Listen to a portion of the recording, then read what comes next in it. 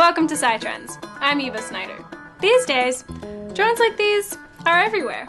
They're being used to inspect bridges, survey natural disasters, and even shoot TV shows. But they all rely on humans to fly them. At least, for now. Some researchers want to take people out of the picture entirely and make these things smart enough to fly on their own. Here at the Massachusetts Institute of Technology, engineers like Nick Roy are working to build a new type of drone. Hi, I'm Eva. Hi, Eva. I'm Nick Roy. Nice to meet you. Hi, Nick. Nice to meet you, too. Come on in. Thanks. So what do we have here? So this is the Robust Robotics Group. This is my research group, I and my students, and we look at the problems of how to make unmanned vehicles and robots more intelligent, able to do more things by themselves. Over the last few years, they've created devices that can speed around parking garages and zip through hallways all on their own. That may not seem like a big deal. I mean, moving around a building isn't hard for humans. If we lose our bearings, we can just get info from signs, or just glance at our phones.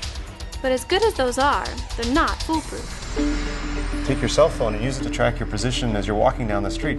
You often see the blue dot bounce around. That goes all around, yeah. And you and I can deal with that just fine, right. But imagine this vehicle thinking all of a sudden it's 50 meters away from where it's supposed to be.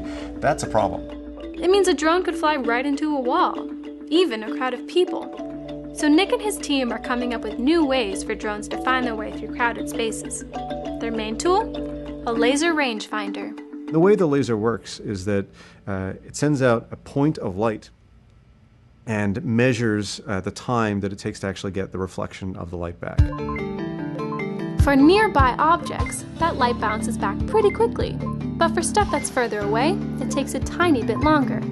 By comparing those bounce times, a laser rangefinder can tell how far away objects are. And in the process, it can help robots make a sort of mental map of their surroundings. Grad student Charlie Richter showed me what that looks like. He's got a laser rangefinder attached to this robotic car. Okay, Eva, so you're in the map. You're this dark gray object right here.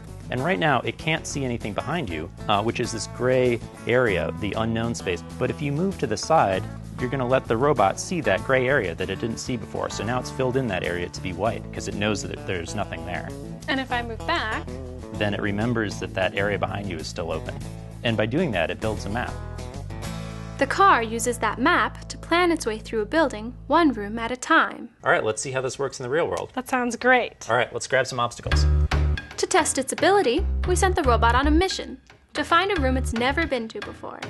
And to make things interesting, we put a few obstacles in its way. Okay, what we're going to do now is run the robot, and I've given it a goal location that's way off in this gray area that it hasn't observed yet. Okay. So the map is mostly gray right now, but as it moves, it's going to find its way through this unknown environment, and it's going to populate the map with the structure of the environment that it perceives along the way. Can we test it? Yeah, let's do it. All I'm going to do is flip this switch on the controller, and the computer on board is going to take over. So let's do it. Let's make it happen. Here we go, starting to make the first turn. The instant it takes that turn, everything appears. It's so cool. See this little blue line ahead of it is the action that it's planning to take. Now makes its final turn and just about at the goal. It's so fast.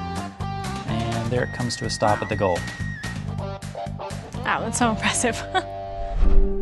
The software Charlie created doesn't only work for cars. His lab is adapting it for flying robots and other vehicles. In the real world, that can mean a lot more autonomy for drones. Just press a button and they'd go search for lost hikers, deliver packages, and even help grow food.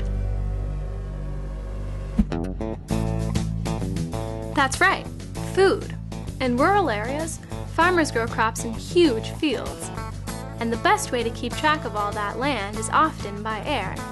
A company called Precision Hawk is making drones to help farmers. They can be launched by hand, fly high above a field, and send data back to the ground automatically. We have a sensor that we put in the bottom of the drone that can see different things on the farm. And then we can analyze what that drone sees to tell that farmer how to better grow his crops. As it flies, the drone collects information on things like moisture, soil temperature, crop diseases, stuff that would take a farmer weeks to collect from the ground. The advantage? If we can use drones to grow crop more efficiently, get better yields out of that crop, we can then drive down prices on the food and really help us feed our population as we continue to grow as a country. In order for drones to do that, they need to find their way around huge areas of farmland. Right now, they fly high above any obstacles, using a built-in GPS and a digital map. But they still need human input. So today we need human operators who make sure that everything is going properly. What we're doing for tomorrow is building computers and processing power on the drone so that not only does it know how to fly by itself, but it can actually see and make decisions by itself.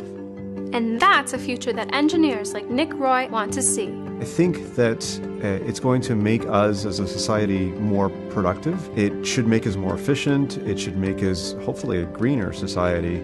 No matter what it makes us, it seems pretty clear that the age of smart drones is here to stay. And in a few years, we might just be seeing a lot more of these buzzing overhead. For SciTrends, I'm Eva Snyder.